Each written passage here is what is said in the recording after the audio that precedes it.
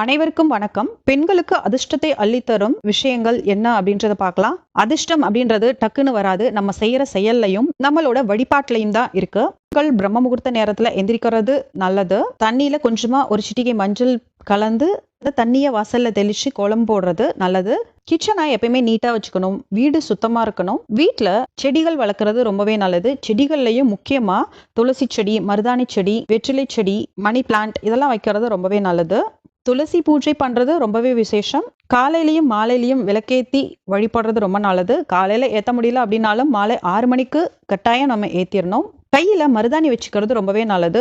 மருதாணியில மகாலட்சுமி வாசம் செய்யறதுனால கையில பெண்கள் மருதாணி வைக்கும் பொழுது மகாலட்சுமி தாயாரோட அருள் நமக்கு முழுமையா கிடைக்கும்.